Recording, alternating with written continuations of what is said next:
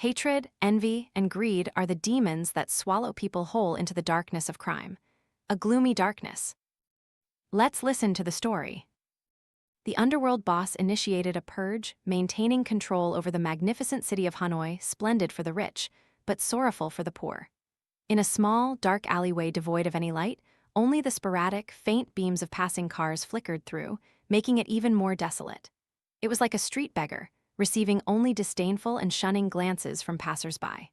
Silently, it watched the bustling city, as if everyone had forgotten its existence. Suddenly, the heavy July rain poured down, sending everyone rushing home or seeking shelter, further emphasizing its desolation. From time to time, the pungent smell of mold and garbage would assault the nose. But today, the alley grew livelier as uninvited guests gathered at its end, seemingly engaged in some activity. Standing beneath the torrential rain, Kai was covered in numerous wounds, large and small. Blood trickled down his arm, dripping rhythmically, mixing with the rainwater as it flowed into a foul, smelly sewer drain. Around him lay charred talismans, soaked and pulpy from the rain. Kai gave a faint, sneering smile, wiping a trickle of blood from the corner of his mouth. "Come on, come get your scars." Opposite him stood a man with a raven tattoo whose bloodshot eyes consumed his entire arm. He was no better off, one eye swollen shut and purplish, swaying as if he could collapse at any moment in the downpour. He raised his middle finger in defiance, his voice rasping, "Kid, today I'm sending you and your two masters to the underworld to drink tea with the king of hell. If he asks who killed you, tell him it was me, How. Remember that." On the ground, besides the rain-soaked talismans, 3 men lay motionless in a corner. Master Kuan and Long leaned against the wall, also covered in wounds, breathing heavily as they watched the 2 men prepare for a fight to the death. Kai clenched his fist, the Sanskrit script from his shoulder down to his hand glowing brightly. Across from him, Hao had also clenched his fist. The eyes of his raven tattoo glowed fiery red, flickering in the night. He exhaled a thin mist, his eyes glaring at Kai. Kai gently closed his eyes, adjusted his breathing for a moment, then softly growled, "Kill." Clearly, these were individuals with spiritual abilities. Yet at this moment, why were they resorting to humanity's most primal instinct, brute force, their fists to resolve their conflict? 2 months ago. Ring. A middle-aged man with a long scar running from the corner of his eye down to his cheek, giving him a ferocious appearance, sat in contemplation. One hand held a phone, the other tapped lightly on the table, as if waiting for something. This was Nam, a notorious Hanoi underworld boss known for his drug trade. His gang was so vast that even the police struggled, spending immense effort to gather evidence to bring him to justice. But he was like a slippery eel. The police's efforts yielded little. The room was so silent that one could hear heartbeats and blood flowing. None of his henchmen dared to utter a sound, not even to breathe heavily, for they knew their boss was a cold-blooded man who killed without remorse. Just then, his phone rang. He calmly looked at the number, pressed answer, and held it to his ear. "Hello, Kuan, how's that matter I assigned you?" On the other end, Kuan, Nam's right-hand man, a professional assassin whom Nam often sent to eliminate rivals or suspected traitors and undercover police. It made sense. In this line of work, it was better to kill by mistake than to miss, trusting no one. One mistake and the whole group would face the firing squad. Kuan responded curtly, devoid of emotion. "Boss, head to the suburban warehouse. We've caught the rat. I'll be there in 15 minutes. Nam replied abruptly, hung up the phone, and gestured to his men to prepare his car. He lit an expensive cigar, took a long drag, releasing a cloud of smoke that clouded the entire room. He gave a faint, sneering smile, muttering to himself, "A tiny rat dares to raid a snake's den and destroy its nest, eh? Truly youth, inexperienced in life." A short while later, 3 Mercedes S400 cars slowly approached the location Kuan had indicated. Nam stepped out of his car, strolling leisurely towards Kuan and a few henchmen. The group bowed respectfully to their boss. Nam waved his hand, acknowledging them. His face relaxed when he saw a young man, beaten and bound by Kuan and his men, unable to move. Nam approached, patting the young man's face. "Son, so you finally got exposed, kid."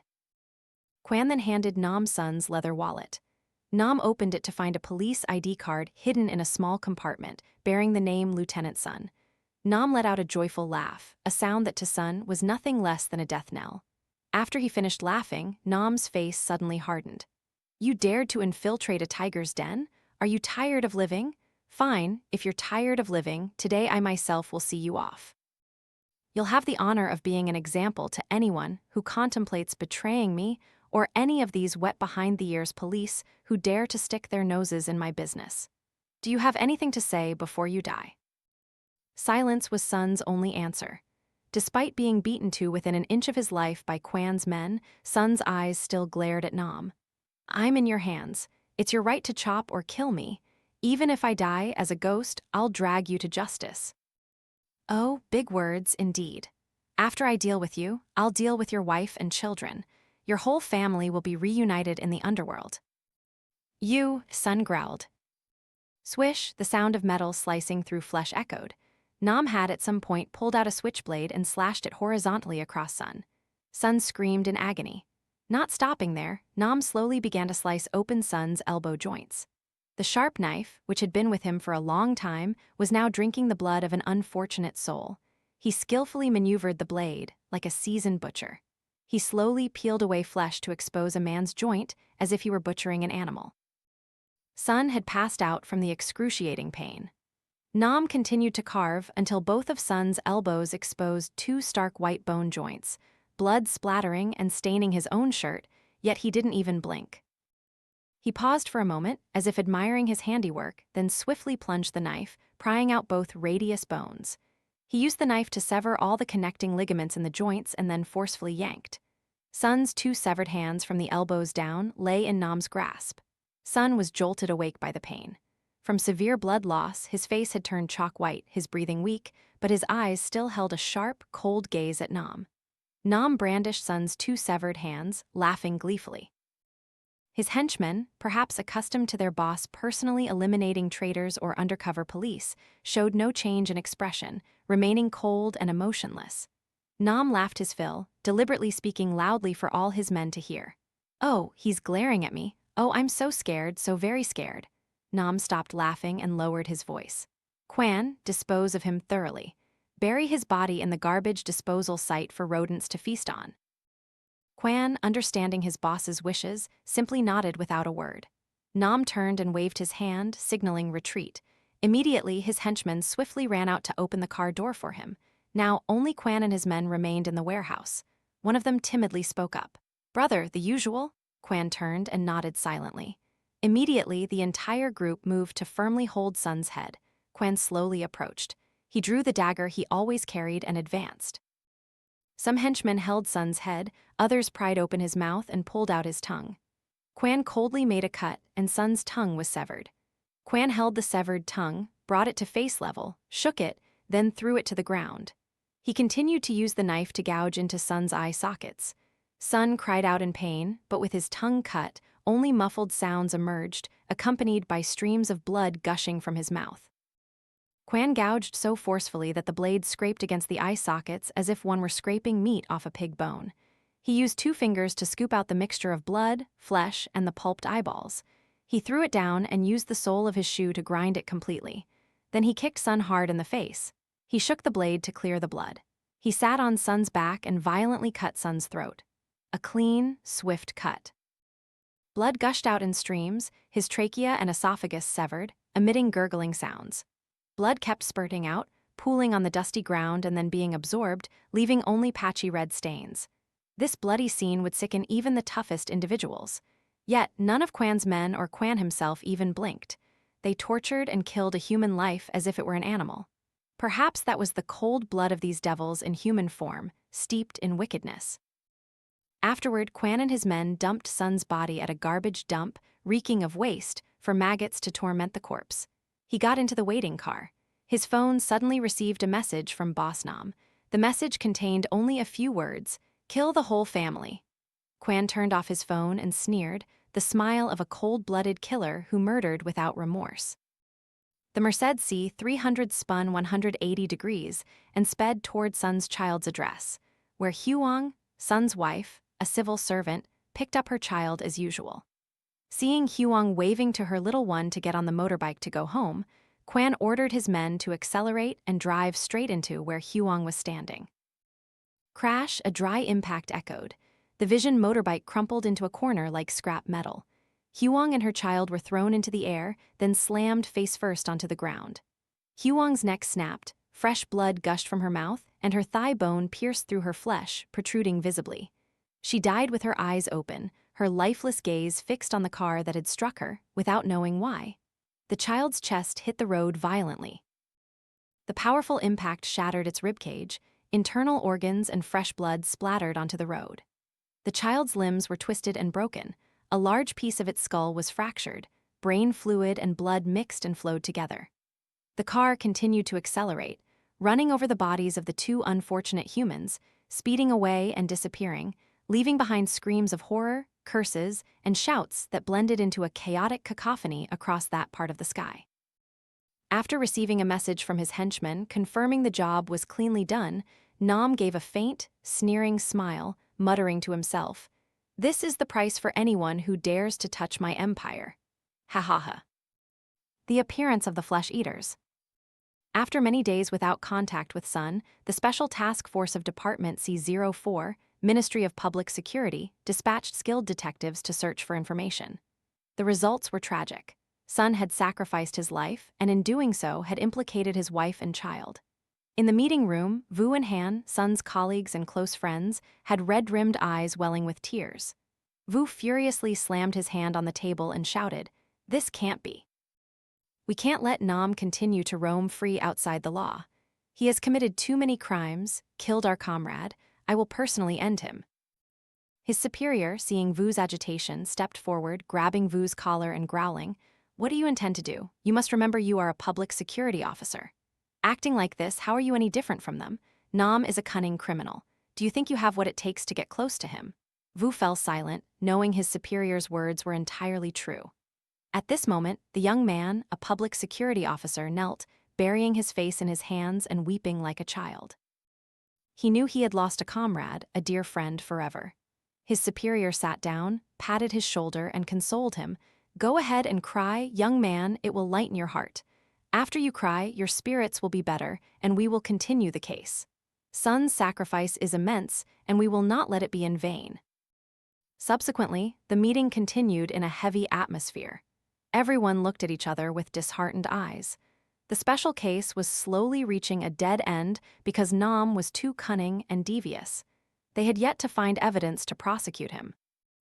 Meanwhile, Nam, after eliminating the informant within his gang, continuously expanded his territory. Purges to expand his domain occurred more frequently. His drug trafficking business thrived more than ever. But perhaps heaven had witnessed all his cruel actions, all the wicked deeds he committed, and had begun to punish him. Lately, the underworld boss of the capital suffered from restless sleep. He constantly dreamt of the faces of those he had coldly murdered. He was always tired, sleep-deprived, and irritable. Even his henchmen were puzzled by how much their boss had changed. From a cold, calm individual, he had become aggressive, ready to beat his close henchmen without hesitation. One stormy night, Nam was trying to calculate his recent drug profits, but couldn't due to stress and fatigue. He slumped over his desk. In his dream, he saw the blurry figures of 3 people, 2 adults and 1 child. They were none other than Sun's family, whom he had cruelly eliminated. Their faces were disfigured, fresh blood dripped onto the wooden floor. They bared their teeth and grinned at him, a distorted smile. In a flash, they stood at the door, and in the blink of an eye, all 3 appeared before him, raising their hands to choke him. Sun's ghost growled in a gloomy voice, "Pay for my family's lives, for all those you've killed." "Arg!" Nam screamed, jolting awake, sweat pouring off him. He stood up, opened a cabinet, took out a bottle of foreign liquor, and poured it into a crystal glass. He held the crystal glass containing the precious reddish-brown liquor, drained it in one gulp, his face relaxing slightly in deep thought. Suddenly, he squeezed hard, and the expensive crystal glass he had ordered from abroad shattered. He furiously threw the shards of the crystal glass to the ground, then growled, "You damn bastards. Even after death, you still try to harm me. Fine, I'll show you that you've messed with the wrong person, even in death." The very next morning, Nam called Kuan, ordering him to find someone who could help him stay away from the vengeful spirits. After a day of searching, Kuan led Hao and 4 of his henchmen to meet Nam. Nam looked suspiciously at the 5 young men before him, unable to see anything sage-like about them, only 5 thugs. Their dull minds and well-developed limbs made them look just like the enforcers Nam kept for fighting. But he didn't realize that standing before him were dangerous individuals from the world of dark arts. If orthodox practitioners guided people to do good and help others, this group found joy in harming people and committing atrocities. Like the infamous incident in the dark arts world led by Hao, where they raped a beautiful girl until she conceived. When the fetus was fully formed, they cut her open to extract it for a ritual. Or sending ghost soldiers to kill entire families, cursing their clans to decline and never recover. Or even more horrifying, Hao's group broke into a wealthy home, tied the husband to a chair, and took turns raping his wife. When the husband's indignation and resentment boiled over, one of the group, quick as a flash, grabbed a gleaming machete and chopped off the husband's head to use for a dark talisman. Hao's group stopped at nothing. No evil or despicable act was beyond them. To them, there was no such thing as morality. As long as the payment was generous, they would do anything.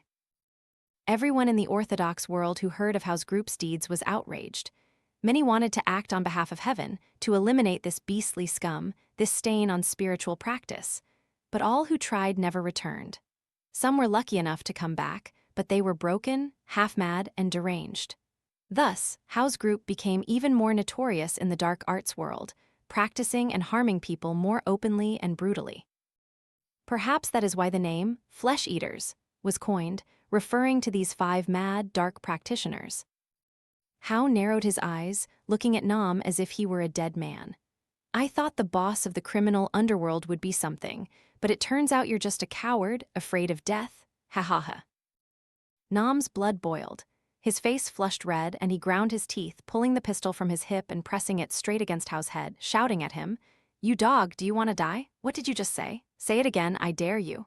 Hao's face remained impassive. His henchmen watched the scene as if it were something they had seen many times before. Hao murmured an ancient incantation. Suddenly, a cold gust of wind radiated from him, chilling the room like a hospital morgue. Nam felt that something was wrong. He found it increasingly difficult to breathe, as if something was squeezing his throat. His breathing became labored, emitting faint, raspy sounds. At this point, Nam's men frantically drew their guns, pointing their dark muzzles at Hao's head. Only Kuan remained silent, as if he saw none of this. Nam laboriously waved his hand for his men to lower their weapons. His throat now felt much more comfortable.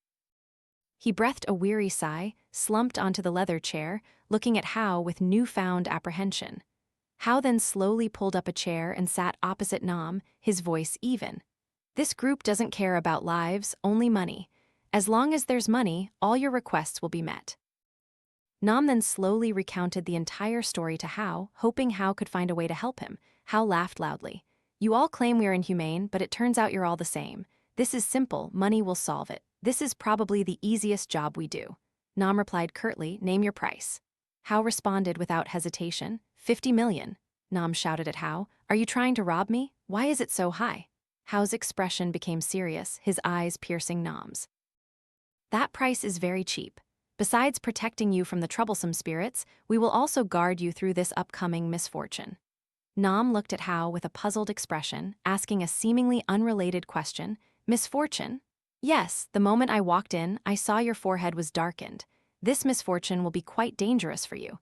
Whether you overcome it depends on your accumulated merit. But what merit do you even have left? Hao retorted sarcastically. Nam's face flushed, but he quickly composed himself and concluded, deal. With that, he waved his hand for his men to leave. When they returned, they carried a suitcase full of US dollars. Nam lit a Cuban cigar, exhaling a thick cloud of smoke, and said, this suitcase contains $10,000. I don't care what you do, you must help me overcome this misfortune. Hao's eyes lit up like a cat seeing grease. He gave a bright, flower-like smile and replied, when one receives another's kindness, one must dispel their misfortune. We will guard you until you overcome this trial. With that, he extended his right hand, revealing the black raven tattoo that almost covered his entire arm. The raven tattoo seemed to possess a spiritual force. Anyone looking at it would feel an inexplicable chill. Nam also extended his hand to shake Hao's, but Hao suddenly gripped Nam's hand tightly. Nam gritted his teeth in pain to avoid screaming out loud. But strangely, at that moment, a cold current flowed from Hao's hand to Nam's, then quickly returned to normal. Nam looked at Hao, puzzled, as if knowing Nam's question. Hao said, "I merely transferred a bit of my dark arts into you, to help you avoid impure entities that intend to harm you." Finishing his words, Hao pulled a talisman from his pocket, mumbled an incantation, and the talisman in his hand burst into a greenish flame. Swiftly, he threw it towards Nam. Strangely, though the talisman burned, it didn't harm Nam. A thud echoed, and the talisman turned to ash, scattering onto the floor. Hao said contemptuously to himself, "A tiny wandering spirit dares to harm someone I help. If you don't want me to capture and refine you, wisely get out now." Immediately, a cold gust of wind blew out of the room through the window. The group chatted idly for a while, then went to a luxurious restaurant to eat, drink, and indulge. The Hermitage. In a quiet suburban alley, Master Kuan, Kai, and Long had pooled their money to buy a tiled-roof house with a small garden, making it their new home. All three had agreed to live a peaceful life there. Master Kuan would be responsible for reading beetle leaves and divining fortunes for visitors, while Kai and Long would assist him. And so, the three lived out their peaceful days. One early morning, while Kai was still sleeping with his butt in the air and snoring loudly, and Long was playing with Muck, their dog Muck excitedly wagging his tail, lying lazily for Long to scratch his belly. Master Kuan shuffled outside, grabbed his traditional pipe, lit a tobacco pellet, and took a long, noisy drag. He slowly exhaled a thick cloud of smoke. As the high kicked in, he hastily grabbed a cup of green tea, drained it in one gulp, and leaned against the door, breathing heavily as if having an asthma attack. Between breaths, he said, "Damn this tobacco, it really only goes well with green tea. It's a waste of life not to try tobacco and green tea. Damn, it's so good." The tobacco high began to fade. He quietly gazed at the new day's scenery, occasionally hearing Kai's loud snores from inside the house. I wonder who cut his umbilical cord when he was born, for him to sleep so badly. With that, he was about to get up and go inside to slap Kai's plump butt to wake him, when a little girl from the neighboring hamlet burst through the gate, crying as she ran. "Master, master, please save my mother. She's going to die." Seeing a stranger, Muck scrambled up, ready to lunge and bite. But Long quickly grabbed Muck by the scruff of his neck, lifted him, and said, "It's a pretty girl and you dare to bite? Are you suffering from too much ginger syndrome?" Seeing this, dog thief, who was living off Master Kuan's generosity, Muck thought he was being petted and loved, but then Long turned on him faster than an ex-lover. Muck's tail went still, only whimpering as if begging Long to let him go. The moment Long set him down, he kicked Muck's rear end with an asterisk thump. Muck tumbled but still scrambled away, burrowing under the bed, only sticking his snout out to listen. Master Kuan slowly stood up and asked, "What's wrong, little one? Calm down, I'm here. I'll help with what I can. Now tell me the whole story." The little girl then stopped crying and clearly recounted her tale. Her mother had returned home late from the fields last night. Usually she was chatty and cheerful, but today she was sullen and spoke little. When asked, her mother complained of being tired and went to lie down. In the middle of the night, when the girl went to the bathroom, she saw her mother biting the neck of a chicken and sucking its blood. The chicken struggled only once or twice, then its feathers bristled and it died. Terrified, the girl screamed, and neighbors rushed over to ask what was happening.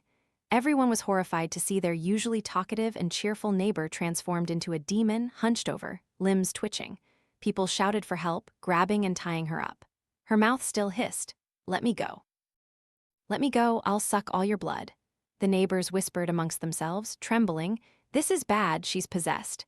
People then advised the girl that there was a young but highly skilled master who had recently moved there, suggesting she go invite him, hoping he might have a solution.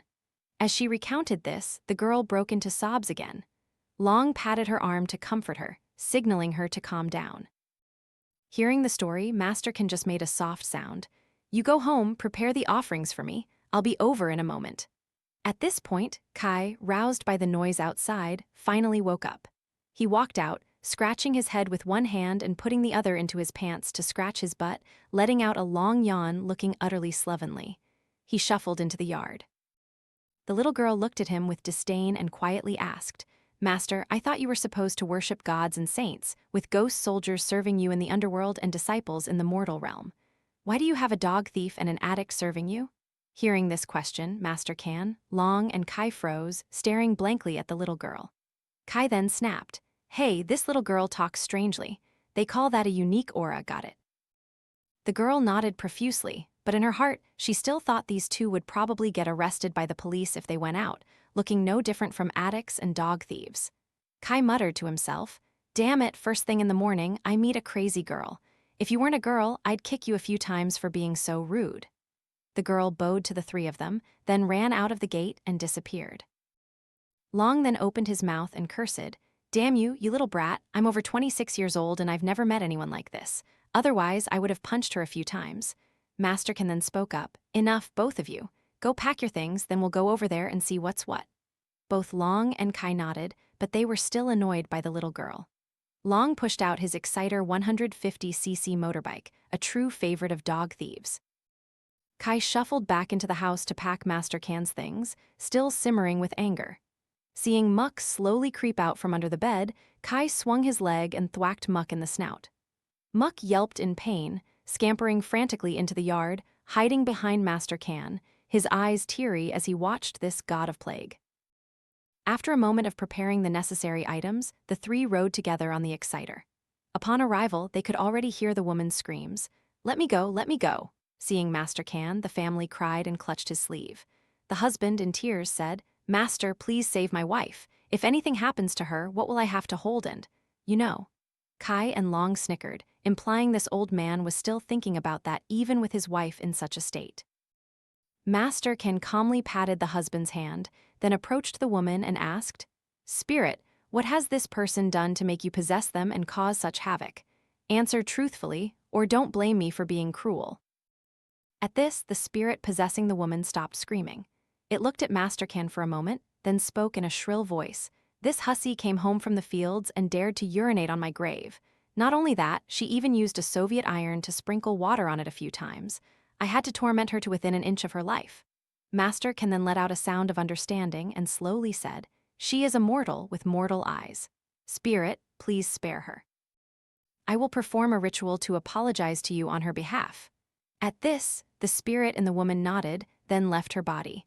Immediately, the woman collapsed to the ground, unconscious. After the woman regained consciousness, Master Can asked her to recount the entire story. Master Can simply shook his head, sighing. Once he heard the full story, he told the family to prepare offerings and go to the grave to perform the ritual. Upon reaching the location, the spirit's grave was just a raised mound of earth, without any tombstone. No wonder people mistook it. He instructed the woman's family to place the offerings, sincerely pray, and ask for forgiveness. He also advised them to use water boiled with 5-spice powder to wash away all the impurities clinging to the grave. By the time everything was resolved, it was dark. The woman's family, after giving payment for the ritual, also invited the three for dinner. All three ate heartily and drank until they were full. On the way back, the alcohol had gone to their heads. Long staggered onto the Exciter, patted the seat, and loudly declared, get on, I'll take Master and Brother home. Can you even drive? Let Kai drive, you're too drunk, Master Can said, his face flushed.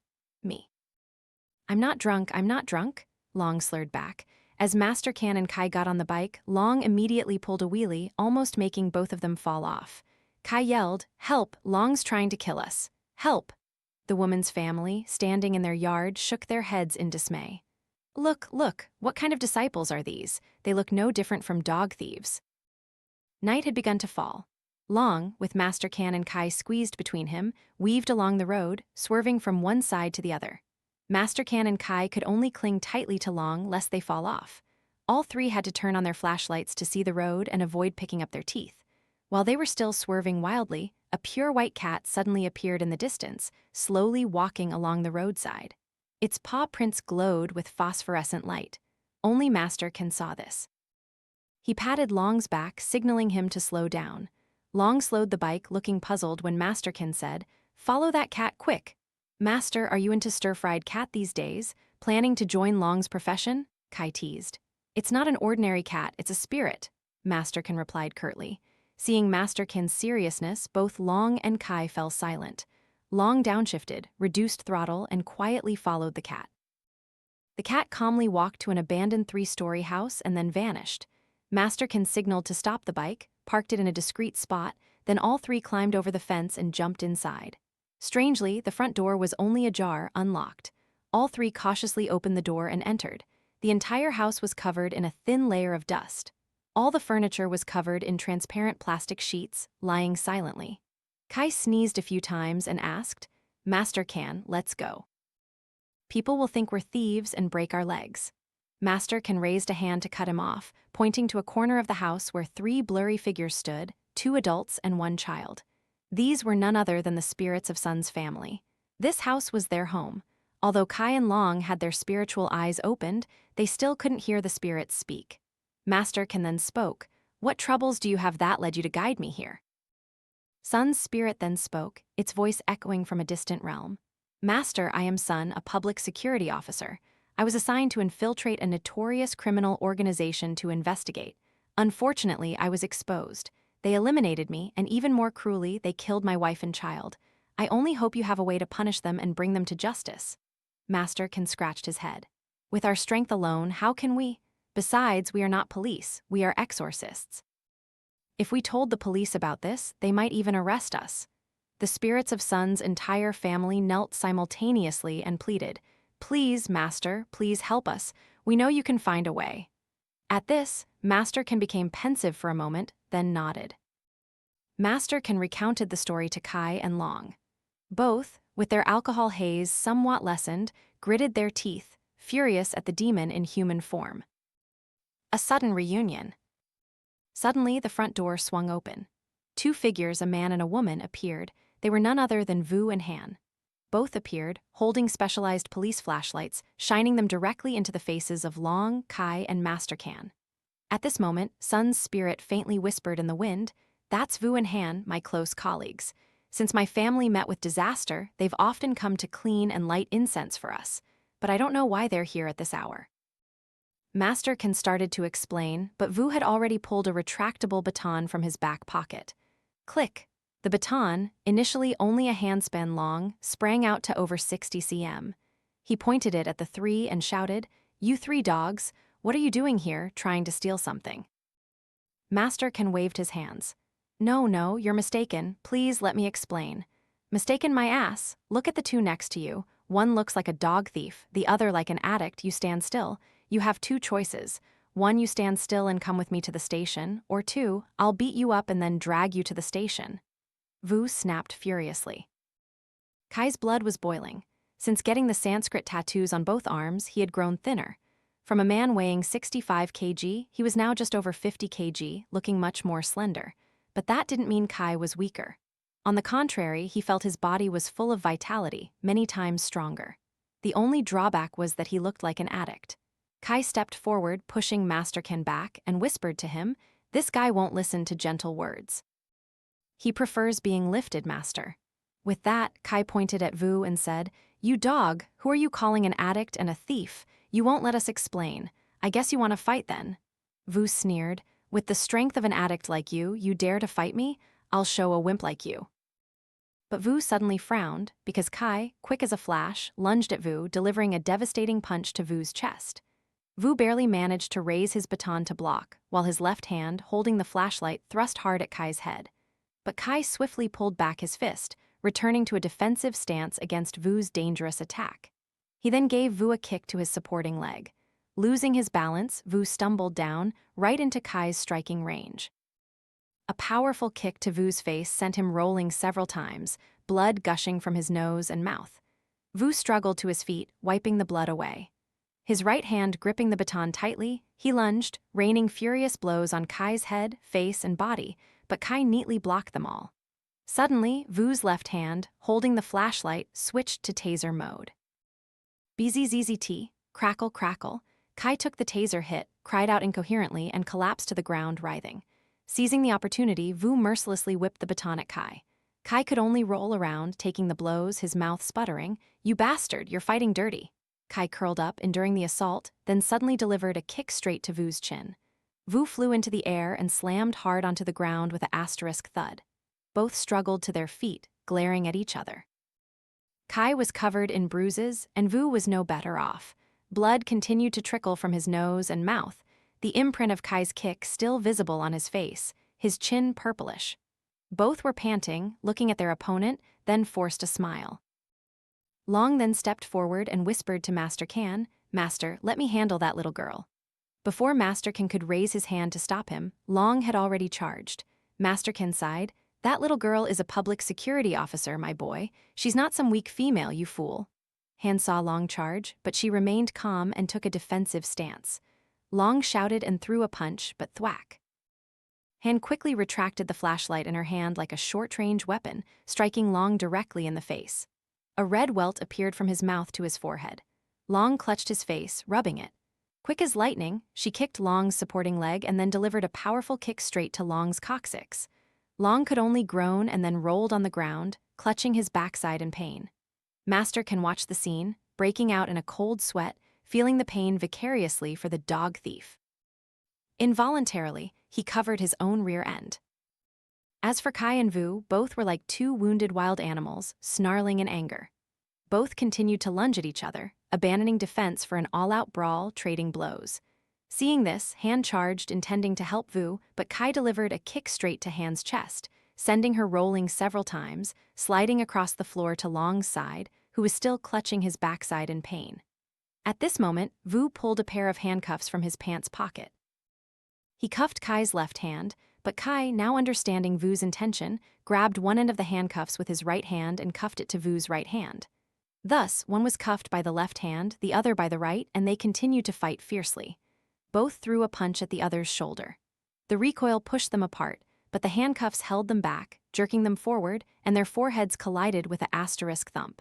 Blood flowed freely from both their foreheads. At this point, Master Kuan yelled, "Enough, Vu and Han, I know both of you. It was Sun's spirit, your colleague, who led us here." At this, everyone stopped fighting. Vu and Han looked at Master Kuan with confused eyes. Master Kuan sighed, "You two are too impulsive, you won't listen to me. I'll tell you everything slowly." Master Kuan clearly recounted the story to the two of them. At first, they didn't believe him, but when Master Kuan recalled details that only they knew, they tentatively believed him. All five sat together, talking about the incident involving Sun and the criminal gang led by Nam. Vu's eyes were red and teary. He sobbed, "Brother Sun, if you are wise in the living world and sacred in the dead, please bless me and everyone. Help us solve this case and avenge your family." Hearing Vu's words, a gentle breeze swept past him. It was Sun, smiling, looking at his junior, his colleague.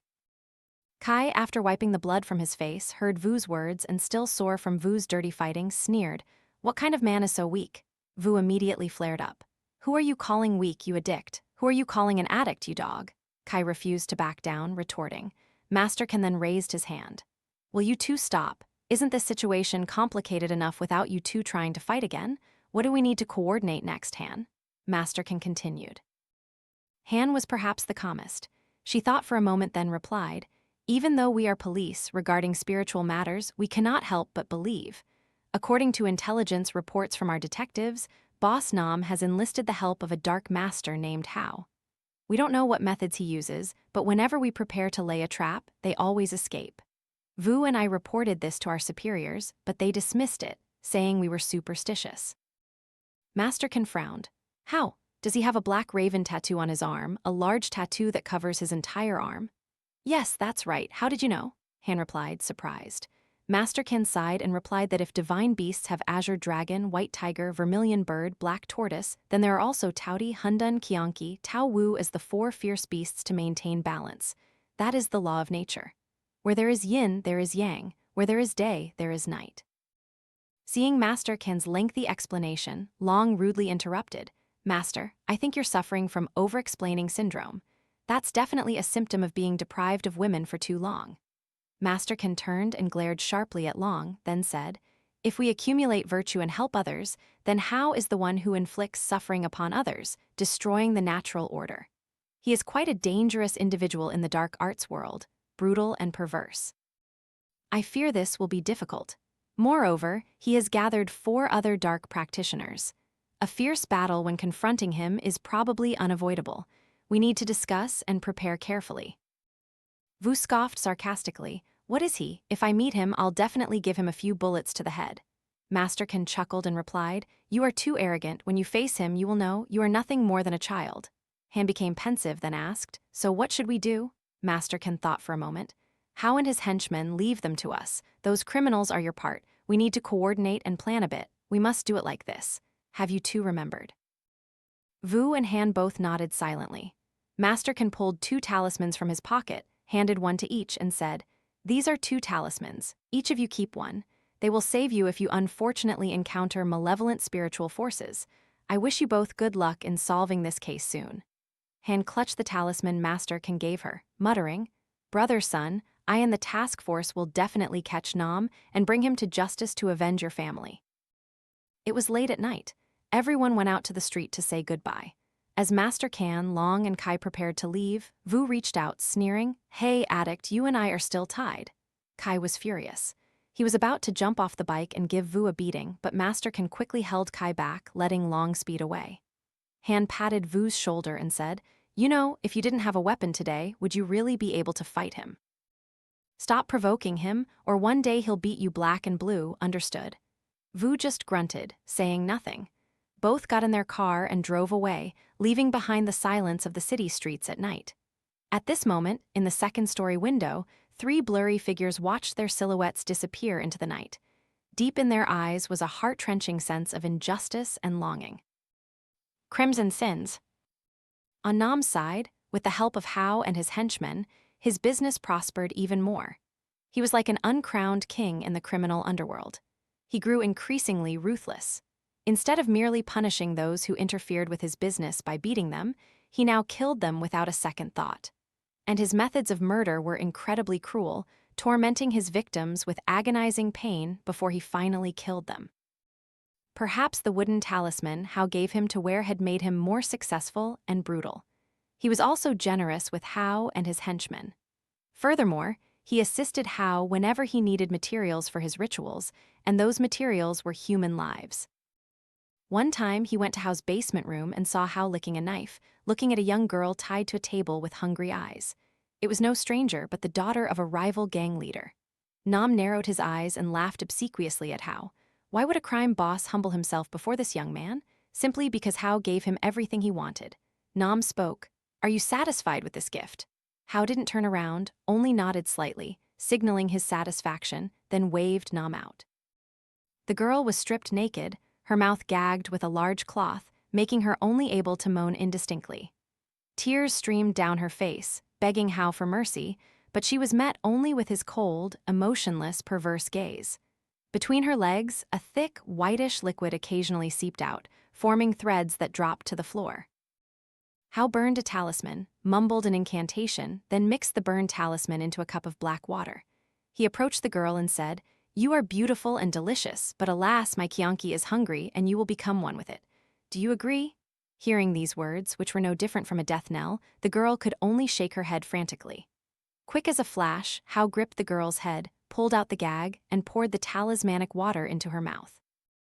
She coughed violently, her body convulsing. Afterward, Hao inserted the tip of his knife between her legs and plunged it in forcefully. The girl could only let out a choked sound, a gush of dark red blood flowing profusely onto the cold tiled floor. He then pulled out the knife, brought it to his mouth, and licked the blood clean. Then, with brutal force, he plunged the knife straight into the girl's heart. The force of the stab was so great that it pierced through her back, pinning her to the table. He continued to burn another talisman and threw it onto the girl's body. The rosy body of the recently deceased suddenly turned purplish, bloated, then dissolved into a putrid puddle of liquid. His work done, he called Nam's henchmen to clean up the rest. Nam's henchmen vomited uncontrollably at the sight. Hao walked over, patted each man on the shoulder, handed each a $100 bill, and then walked out, sneering.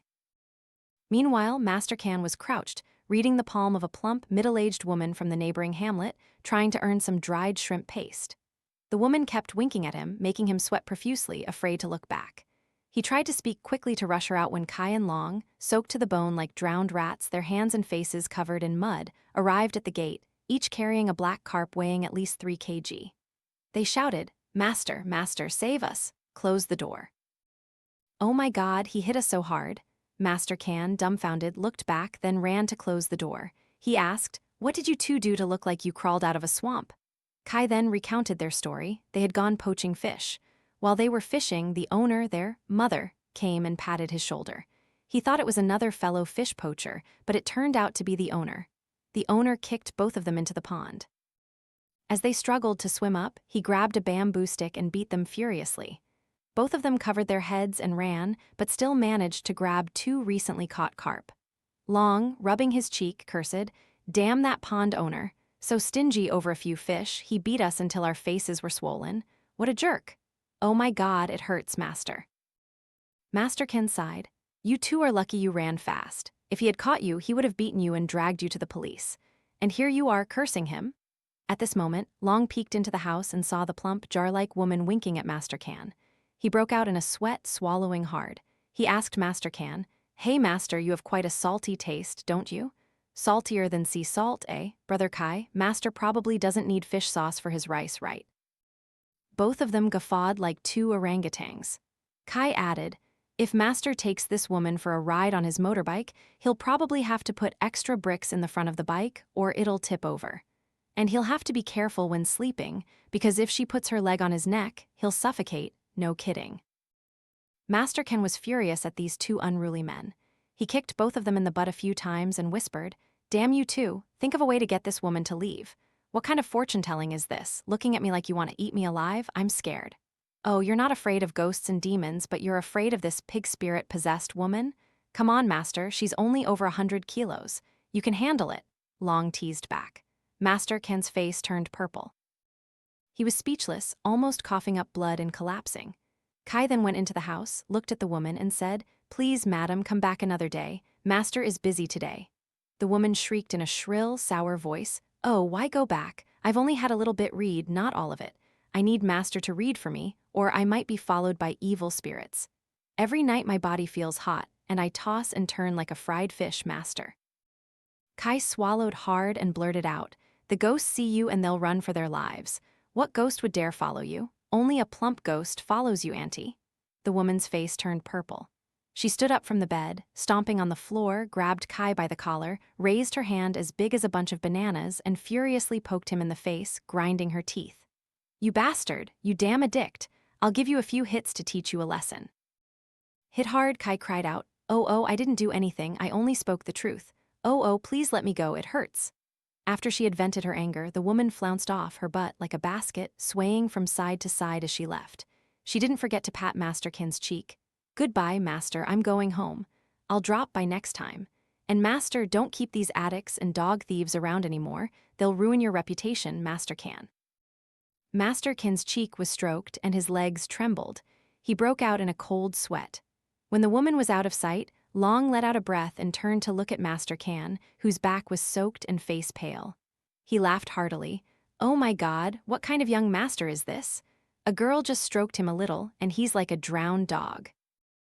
Master Can, his voice trembling, said, "Damn you, you try to imagine a 100-kilo piece of meat pressing down on you. Would you die or not?"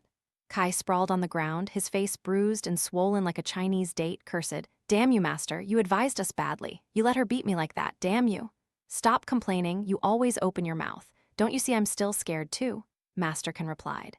"Anyway, what are you two going to do with these 2 fish?" Master Can continued. Long then said cheerfully, "For these fish, one will be braised with coconut, sour and spicy, and one will be grilled directly with a little seasoning before grilling. It'll be amazing, Master. A masterpiece of masterpieces, I'll make it. Then we'll have a drinking contest." Just hearing him describe it, Master Can swallowed hard. Sounds quite reasonable indeed. And so, that evening, the 3 men and 1 dog kept drinking. 1, 2, 3, cheers. 1, 2, 3, cheers. Until late at night, all 3 were dead drunk. Master Can lay unconscious. Long burrowed under the bed, his butt sticking out, stretched out flat. Kai leaned his snout on a rock blocking the door, snoring loudly, his arm around Muck. Occasionally, his mouth would make smacking sounds, startling Muck, who would look around, bewildered. The next morning, as all 3 were busily cleaning up the previous night's battlefield, Master Ken's old brick phone rang. He squinted at it to see who was calling. It was Han. He was surprised. "Oh, that's odd. Why is she calling today? Is she asking for a blessing for the office?" "Who is it, Master?" Long asked, kicking Muck as he tidied up the dishes. "Oh, it's Han, the one who wiped the floor with you the other day," Master Ken replied. Long gritted his teeth. "Damn that shrew. What kind of girl fights better than a man? That ottery woman." Kai, who had just finished cleaning the fish bones and was standing with one hand picking his nose and the other scratching his butt, retorted, "You're not stronger than her, yet you call her a shrew. You couldn't even defeat a girl. You're worse than a girl, Long. Oh, and speaking of that, brother, she hit you with her flashlight right in the face. So I won't call you a dog thief anymore, I'll call you Long one time." Long pondered for a moment, then opened his mouth. Hey, you. Kai and Masterkin laughed their heads off at the simpleton. After they finished laughing, Masterkin pressed the phone to his ear. "Hello, miss, are you asking me to bless something?" No, another day. I'm too tired today, still not sober." "Oh no, Master, I just wanted to ask you. We just arrested a suspect involved in a child kidnapping case. He has a raven tattoo on his hand, and that raven covers his entire right arm. I wanted to ask if it's the one named How, or could you come to the public security office in Ward 30 to identify him?" Han replied. "Yes, I'll be right there. Wait for me 10 minutes. Masterkin replied eagerly. He hung up the phone and waved at Long and Kai to prepare the bike to go to Ward 30. Han was already waiting at the gate. Kai and Long pushed Masterkin to go in first. They would follow later because they were busy staring at a girl walking down the street. Long smacked his lips, swallowing. "Damn it, I wonder what she eats to be so beautiful, brother. Her skin is so fair, not a single mosquito bite. Oh, and her legs are like 2 frog legs." Tasty, right?" Kai quickly replied, his eyes glued to her 2 breasts, which swayed like 2 grapefruits. Kai mumbled, "If those grapefruits were pressed against my face, I'd probably suffocate, no kidding." He turned to Long and saw saliva drooling from the corner of his mouth. "Damn this kid, staring at a girl so much he's drooling." Kai kicked Long's butt, which made a painful asterisk thwack asterisk, and then nudged him. "Damn you, you're drooling just from looking at a girl? What's wrong with you?" No, I'm sick, I have a runny nose." Long tried to defend himself with flimsy excuses. "All right, let's go in and see what Master needs help with." As they entered the gate, both were looking wide-eyed at the building when 2 detectives immediately blocked their way. One asked, "Where are you 2 going? Planning to steal something from headquarters today?" "No, we're here to see Sister Han," Long replied. "Looking at you 2, one looks like an addict, one like a thief. No more talking, follow me to declare your identity. Hurry up," the other detective replied. Quick as a flash, the 2 detectives pulled out handcuffs and cuffed both of them, dragging them into the interrogation room to take their statements. Long wailed, "Brothers, let me go, we didn't do anything. Why are you dragging us away like this? Oh, brother, gently, it hurts. No more talking, follow us. Step lively." The identification. Master Kan and Han walked and chatted politely. Upon reaching the special interrogation room, Han signaled the guard to step outside, and she also requested him to turn off the camera in the interrogation room. The guard nodded silently and left immediately. Stepping into the interrogation room and closing the door, she asked, "Is this the one named How we've been looking for, Master?" "No, this is definitely just one of his henchmen," Masterkin replied, a little disappointed. "How do you know that?" "Have you ever met him before?" Han asked, confused. "No," he replied curtly, then explained. "How has a raven tattoo that covers his entire arm, but the raven's eyes are fiery red and look lifelike. If you stare at the tattoo for too long, it feels as if your soul is being gnawed away bit by that raven. So this is probably just one of his henchmen.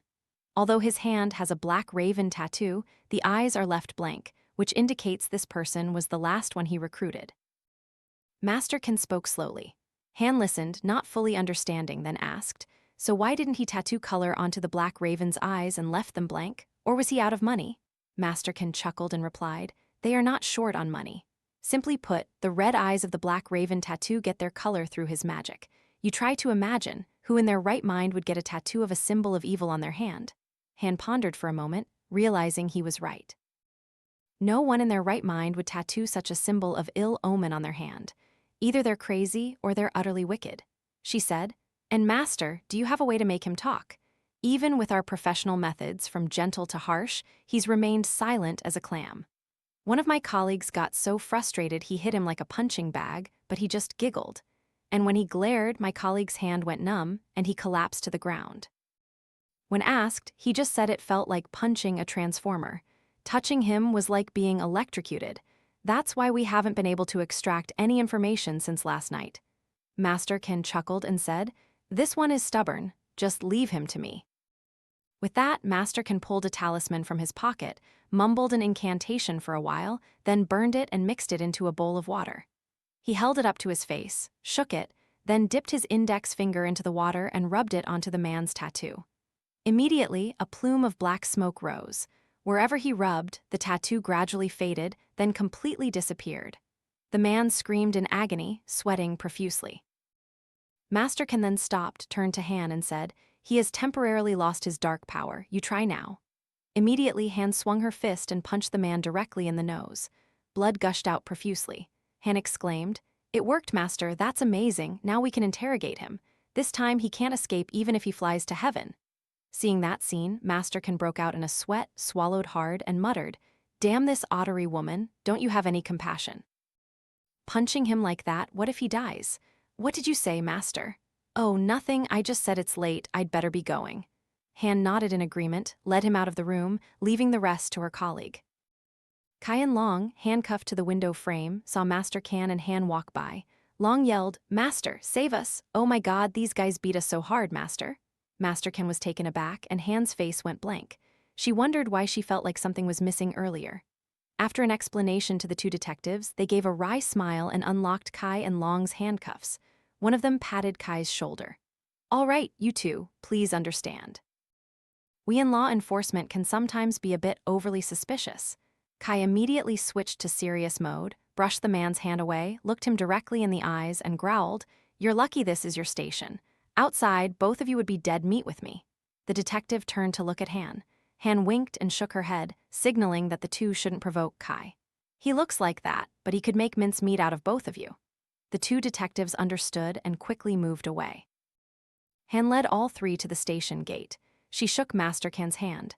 "Thank you for helping us, Master. I'll let you know if there's any new information." With that, she pulled out a 500,000 VND bill from her wallet and pressed it into Master Kuan's hand. Master Kuan verbally refused, but his hand immediately clutched the 500,000 VND bill. Seeing this, Kai and Long gaped. After Han was out of sight, Long patted Master Kuan's shoulder and said, "We have money now, Master. Tonight shall the three of us have another drinking contest?" Master Kuan immediately replied, "Am I afraid of you too? Let's do it. Whoever passes out first has to wash the dishes tomorrow." "Agreed. I'm so scared of you, Master," Kai chimed in. All three rode back home on the Exciter 150cc. Passing through an intersection, they saw a traffic police officer on duty. Long looked back at the other two and said, "Oh no, we're screwed, it's a traffic cop, we're done for. You two sit tight and watch me show off my silky driving skills." Seeing the three on the bike acting suspiciously and trying to flee, the traffic police officer got on his motorcycle and pursued them. Long swerved and wove, then darted into an alley, but the traffic cop was still hot on his heels. While speeding, Long's face got caught on a bra cup hung out to dry by some woman. Long screamed, "Oh no, Master, a ghost blinded my eyes, a ghost blinded my eyes." Finally, the three managed to shake off the traffic police officer. On the way home, girls passing by kept giggling and pointing at the three men. Long suddenly realized what was happening. He reached up to his head and exclaimed, "Oh my God, it's that bright red bra cup that just got stuck on my face. This cup must be for watermelons, no kidding." Master Kuan let out a discreet cough, took the bra, and threw it to the side of the road. "Otherwise, if we accidentally meet the owner and she recognizes it, she might think we're perverts and beat us to death." Meanwhile, Hao, sitting with his henchmen, suddenly grunted. A stream of fresh blood trickled from the corner of his mouth. Seeing him like this, his three trusted henchmen approached and asked what was wrong. He raised his hand, signaling them to stop, then growled, "Little Yu has a problem. I've told him countless times to be careful, that water is tricky, but he wouldn't listen. Let me see where he is now." With that, he mumbled an incantation, and immediately two shadowy figures appeared before him, then shot away. After a while, the two shadows returned. He clenched his fist and went to find Nam. Seeing Nam absently twirling a glass of wine and smiling to himself, Hao approached, casually pulling up a nearby chair and said, "Mr. Nam, I need your help with something." "What is it, Hao? If it's within my abilities, I will help," Nam said, his hand still twirling the glass. "I need you to investigate the background of someone named Han, a police officer, currently working at the Ward 30 police station." Nam drained his glass, looked slowly at Hao for a moment, then said, "That's quite difficult, and if we're not careful, it could expose our entire network. But fine, since you've helped me, I'll help you. But why do you need to find this person?" Hao then told Nam everything. Nam let out a chuckle. "All right, I'll help you." How do you want me to deal with that little girl? Hao said nothing, only drew his hand across his throat. Nam nodded and called his men, ordering an urgent investigation. A moment later, his henchmen called Nam back. Hello, sir, we've investigated the girl you're looking for. Her name is Han, a second lieutenant in the police. She's currently part of the special task force investigating our gang. Boss, kill her, but make sure it's done cleanly. Nam replied. Hao's face relaxed slightly. He nodded to Nam and walked out. Nam, alone in the room, twirled his phone and muttered to himself, good, very good, mutually beneficial. On Master Kan's side, he was sitting, taking loud drags from his pipe, feeling an ominous unease about Han. He called Long, who was currently playing with Muck, absorbed in his game. Hey Long, take the bike to the police station, wait for Han to leave, then follow her home. I have a feeling something might happen to her. Long stopped playing and looked up at Master Kan, asking a question that made Master Kan's face turn completely purple. Why should I follow that ottery woman? Let her be. Hey Master, don't tell me you like her now. Be careful, she might hang you up and use you as a punching bag to relieve stress. Like my ass, just do as I say, don't ask so many questions. If you ask one more, I'll sew your mouth shut. Master Kan snapped irritably. Kai poked his head out from the kitchen. Go quickly and come back. The spicy duck stew is almost ready. Come back and have a contest with Master, understood, you dog thief? Hey you, Long shot back. It was now 5:00 p.m. Han walked out of the police station. She got on her motorbike to go home, humming her favorite song, when Long blocked her way. Master told me to take you home. He said he was worried about you. Han chuckled. Oh, your master worries too much. Too much worrying makes you old and single. Well, what about you? Do you have a boyfriend, or are you also single like my master? Long retorted.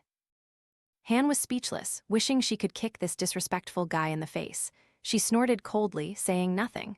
Long then grabbed her arm and continued. All right, Master instructed. You leave your bike at the station, get on my bike, and I'll take you home. Han thought for a moment, then nodded. She climbed on and sat behind Long. Both remained silent. Long was deeply engrossed in thoughts of duck blood pudding, saliva continuously drooling from the corners of his mouth, occasionally wiping it away.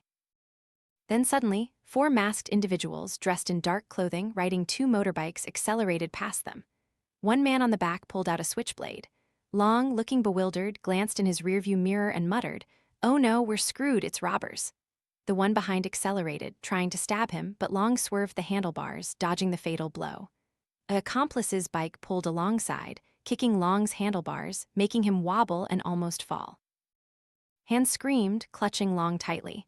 But with an extra dose of female vitamin, Long regained control of the bike. The 3 bikes chased each other through several streets. On a deserted road, 2 bikes pulled alongside Long's at high speed. Suddenly, Long extended his right leg and kicked the handlebars of the adjacent bike. The bike swerved, then crashed into a mile marker. The 2 men scraped their faces on the road, leaving a long trail of blood. They lay motionless. The remaining bike, seeing its comrades incapacitated, closed in. The man on the back repeatedly slashed with his knife, but Han anticipated and dodged each blow. Seizing the moment, she kicked the man off the back of the bike, sending him tumbling onto the road, lying motionless like his 2 accomplices. At this point, Long slammed on the brakes, and the bike wobbled, then crashed onto the road. Long and Han fell, their bodies scraped and covered in dust. The other man, however, was not so lucky. He braked so hard that both he and his bike flew straight into the ditch filled with sewage water beside the road. His fate was unknown. Long quickly ran to upright his bike, pulling Han onto it, and hastily said, Let's go. These guys are trying to kill us. They're not ordinary robbers. Let's just run first, then figure it out. Back at Master Kan's house, Master Kan and Kai had already prepared snacks and wine for their evening contest. Long sped home. Both Long and Han were scraped all over. Master Kan, surprised, asked, What happened that you 2 are in such a state? Han then recounted the entire story. Master Kan sighed, saying cryptically, This is getting complicated. Han looked puzzled. Master Kan said nothing more, led them inside, and bandaged their wounds. Han occasionally winced and gritted her teeth as Master Kan used hydrogen peroxide to clean her wounds. Long, however, wailed loudly as if being slaughtered. Oh my God, gently, it hurts. Kai was furious, wanting to punch him to shut him up. Damn you, will you stop complaining? Han is a girl and she's not complaining. What are you complaining about? I'll stuff a slipper in your mouth right now. Master Kan went outside to the porch, lit his pipe, and took a long, noisy drag. He said, It's definitely Hao who found out his henchman was arrested, so he asked Nam to eliminate you. And I have a question, what did that guy confess? He confessed to all his actions of kidnapping children, intending to kill and practice dark magic. And with his previous murders, he'll definitely be given a lethal injection, Han replied. Heh heh. So he's being sent by you ladies for a vaccination, eh? Such a potent vaccine, he'll probably become immortal, Long interjected. Damn you, do you want one? I'll tell them to give you a few doses, Kai said as he bandaged Long. Long shook his head, sticking out his tongue, saying nothing. Masterkin then suggested, why don't you stay here with us tonight? Don't go back to your room, I fear they might still be lurking around your room. Han nodded without replying. With that, it was dinner time.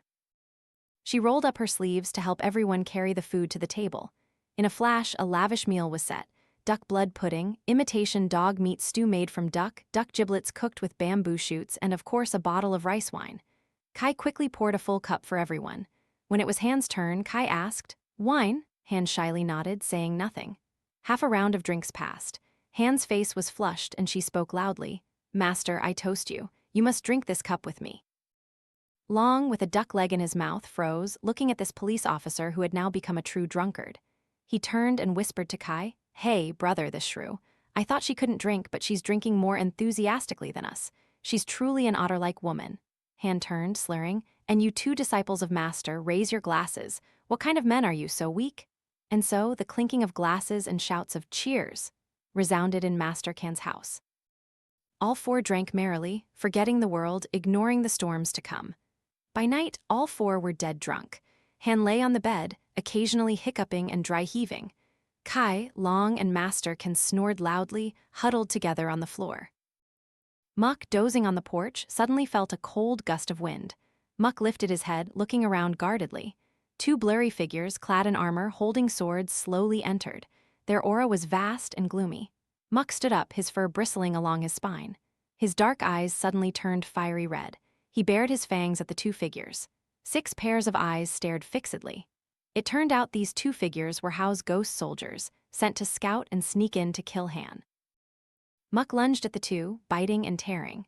The two ghost soldiers, quick as lightning, swung their swords at Muck's body. The blades clashed with Muck's fur, sparks flying. His fangs clamped down on one ghost soldier's hand. The ghost soldier kicked Muck in the stomach, making him lose balance and fall.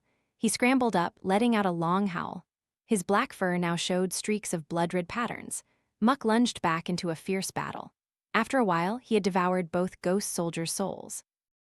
Muck licked his chops, returned to normal, and silently walked into the house, lying next to Kai, who was still snoring loudly, resting his snout on Kai's leg, eyes half closed. Perhaps he was thinking about the 3 useless men. Everything has to be done by me. Meanwhile, Hao suddenly clutched his chest and grunted. A stream of black blood trickled from the corner of his mouth.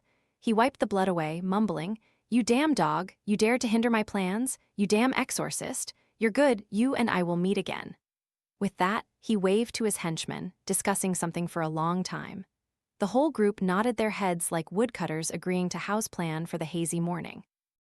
Though still dazed from the alcohol, Han asked Master Kan's permission to return to the agency.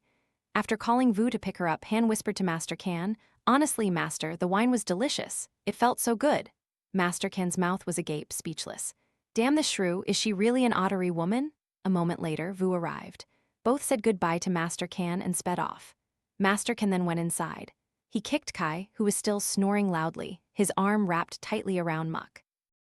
Master Kan clicked his tongue. Damn this man, get up, get up. Seeing Kai's drowsy eyes open, he continued, Get off Muck's stomach now, he's a male, not a female. Why are you petting him like that? He'll die.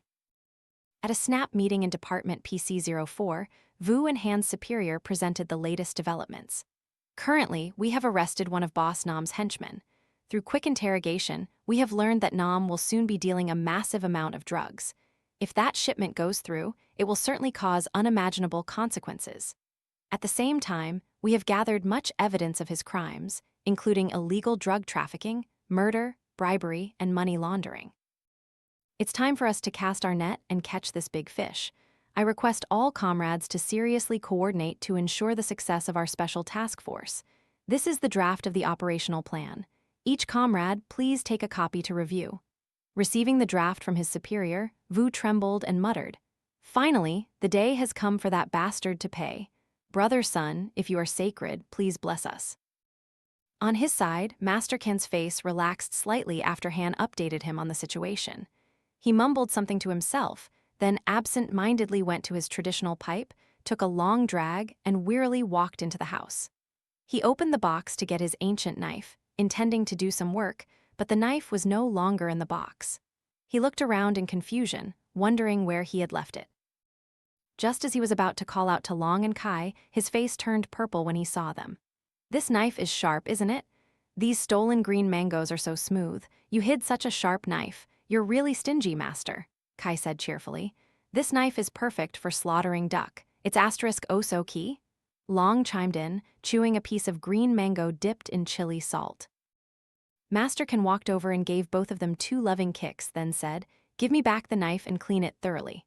Long, itching to talk, said, "Master, why are you cleaning it so thoroughly? Are you going to castrate yourself?" "Don't, Master. Your life is long, there are many girls. Don't have such foolish thoughts or you'll regret it when you see girls again, Master." Master Ken's face was as black as the bottom of a pot. He was speechless, almost coughing up blood. "Castrate myself." "You bastard, are you trying to castrate me? Do you believe I won't castrate you first?"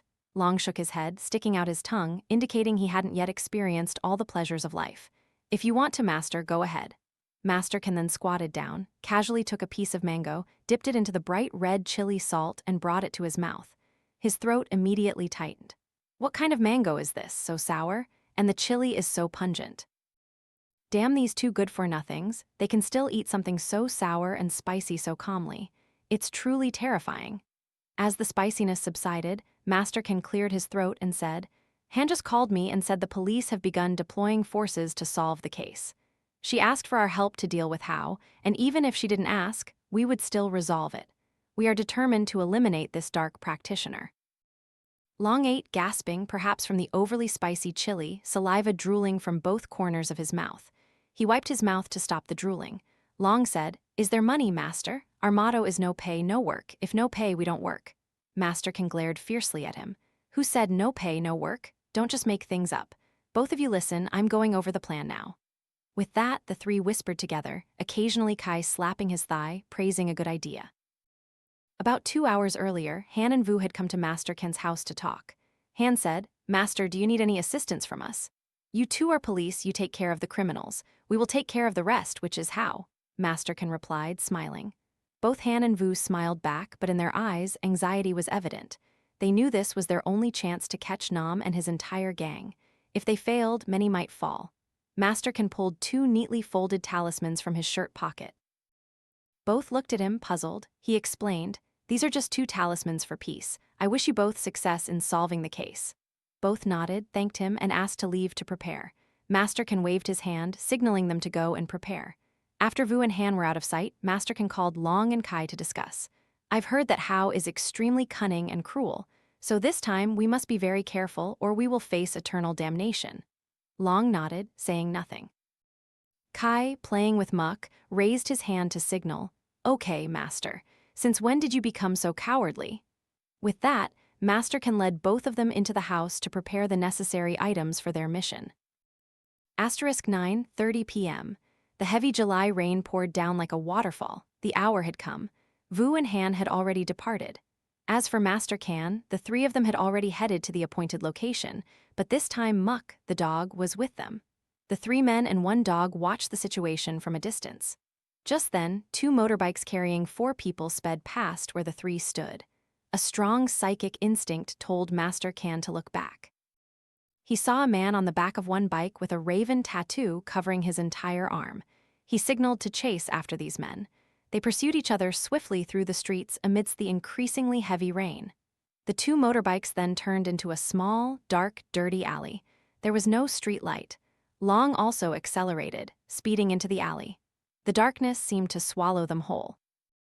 Meanwhile, Han and Vu, under orders from their superiors to deploy, and over 30 police officers, suddenly raided a warehouse covering more than 500 m2, located in a sparsely populated area. Inside the warehouse, Kuan and his numerous henchmen were trafficking drugs with partners from the Golden Triangle. Unexpectedly, the warehouse door was blasted open by an armored vehicle. Dozens of police officers stormed in. A stern voice boomed from the loudspeaker. "We are the public security forces. We have surrounded this entire area. We ask you to lay down your weapons and surrender. You will be granted leniency under the law. If you resist, we will be forced to neutralize you."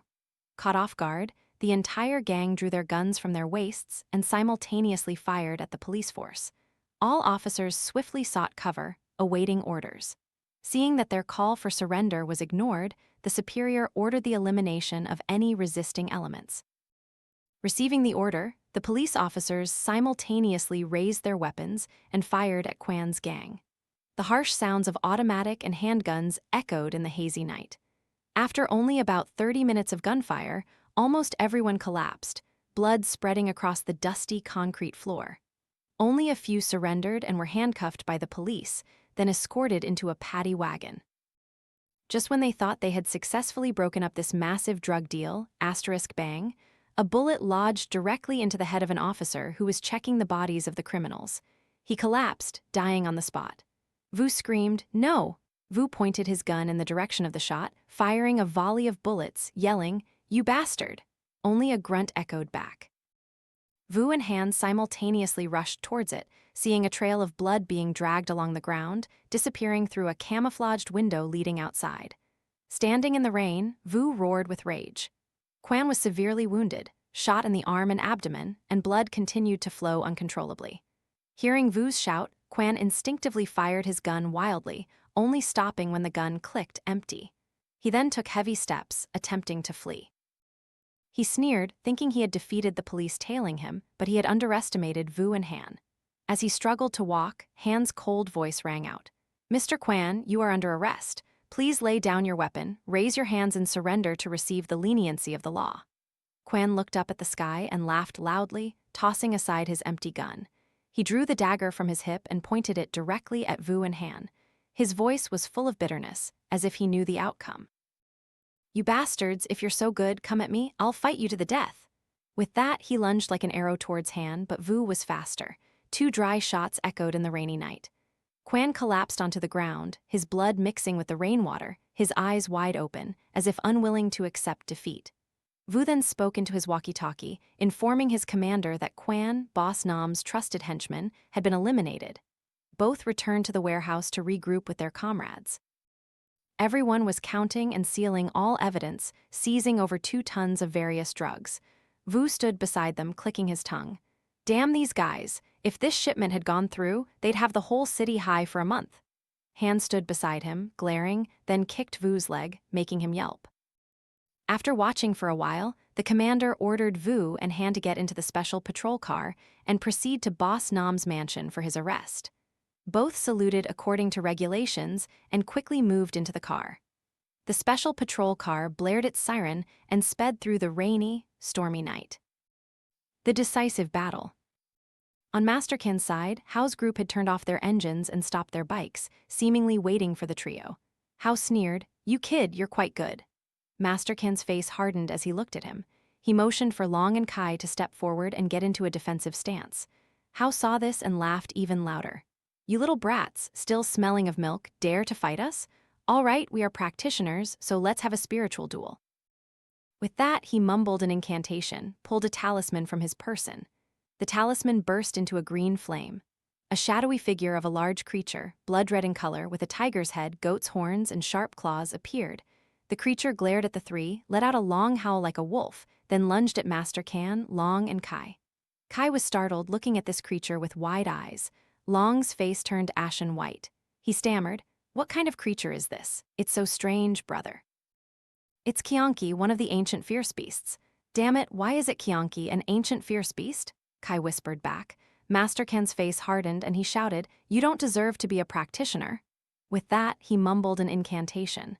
He also pulled a talisman from his pocket. When the talisman burned out, the shadowy figure of the white tiger appeared before him. The white tiger roared furiously, then charged straight at Kianki. On one side, an ancient fierce beast, on the other, an ancient divine beast. The 2 ancient creatures clashed and then vanished, leaving only phosphorescent light in the rain. Hao watched this scene, his face tightening as he looked at Master Kan, knowing he had met a formidable opponent. He gestured with his chin, ordering his 3 henchmen to advance. All three simultaneously chanted a long incantation. The space instantly became dense, making it hard to breathe. Behind the group was the image of a black raven, its eyes glowing fiery red, glaring at Master Can. Master Can sneered. Damn these four sickos, playing with black ravens instead of anything else. Just as he was about to use a tool from the underworld, the knife he always cherished, as an anchor for his spiritual body to fight back, that unruly Long, whose hand was faster than his brain, pulled out a compass from his person and shouted, "Restriction? Sealing?"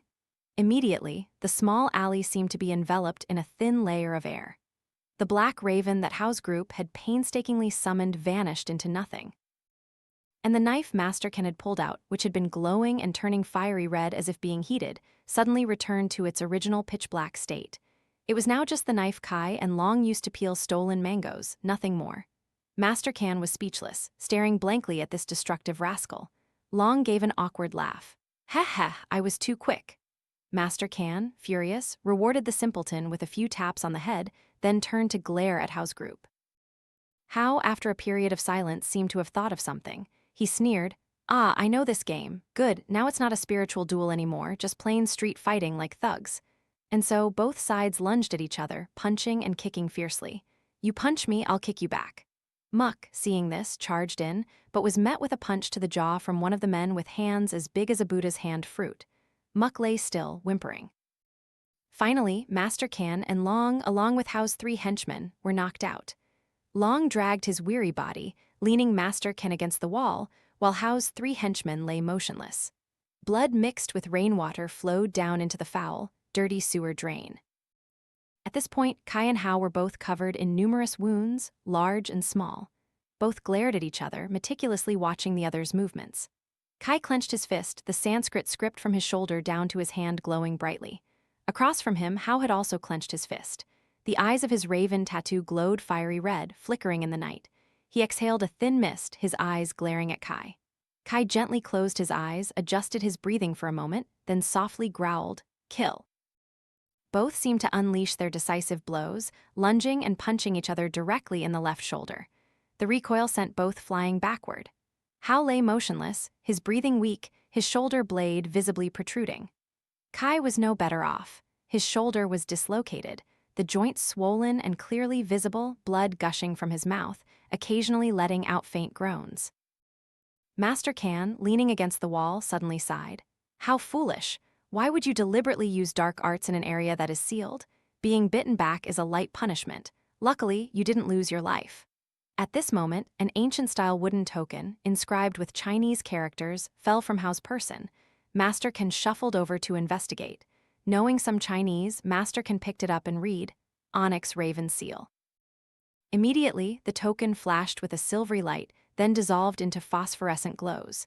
These phosphorescent glows, as if sentient, entered Master Can's body.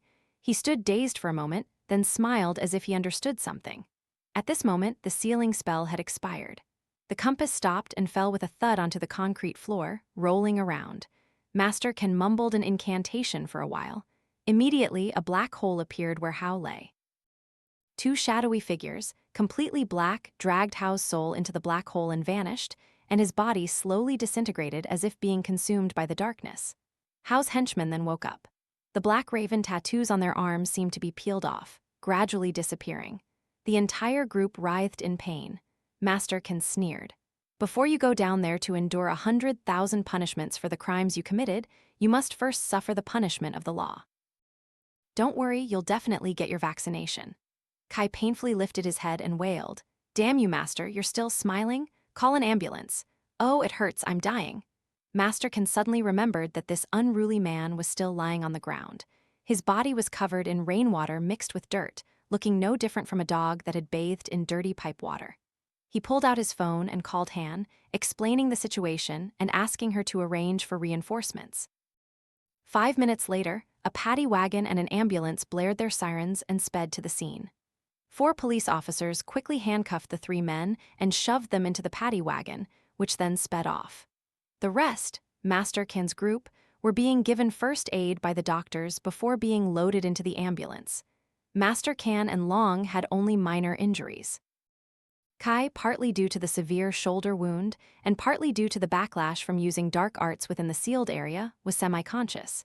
He suddenly saw the figure of Huang before him. He reached out and embraced Huang, pulling her into his arms. At this moment, the doctor measuring Kai's pulse suddenly turned pale. His blood pressure, which was 80 beats per minute, suddenly shot up. The doctor shouted to the nurse, "It's not good. The patient's blood pressure is rising and he's showing signs of seizures. Quickly, get him to the emergency room." And so, everyone quickly put Kai on a stretcher and pushed him into the ambulance. The ambulance sped away, blaring its siren, leaving Long and Master Kan to watch it disappear. Long turned and quietly asked, "Will Kai be all right?" "Don't worry, he'll be fine. That guy has a very strong life force, he won't die," Master Kan replied. Then he picked up the limp muck and told Long, "Let's go home." And so, the 2 men and 1 dog got back on the bike and sped away, returning the familiar shadowy presence to the small, dark, and dirty alley. Nam was sitting in his office. He had an ominous feeling that something bad was about to happen to him. Suddenly, the strange-looking amulet Hao had given him shattered. A cold gust of wind blew across the back of his neck, making him shiver. Immediately, the police burst in, pointing their dark guns at his face. The lead investigator stepped forward and read out the arrest warrant. The cold handcuffs quickly tightened around his wrists, and he was dragged away. A team of police officers searched the premises and seized numerous pieces of evidence related to his drug trafficking, murder, and money laundering.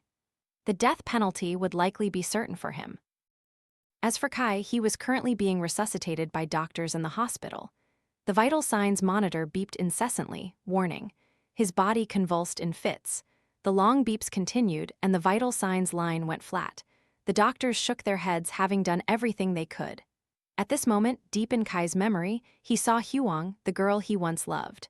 Huang was still the same, her face plump and smiling, looking at him affectionately. Both held hands and walked along a white corridor, chatting happily. Kai expressed his desire to follow her to the very end. Huang's face suddenly hardened. "Now is not the time, you still have many things to do, go back. This place is not for you." With that, Huang suddenly pushed Kai forcefully. He felt as if he was falling into an endless, boundless void.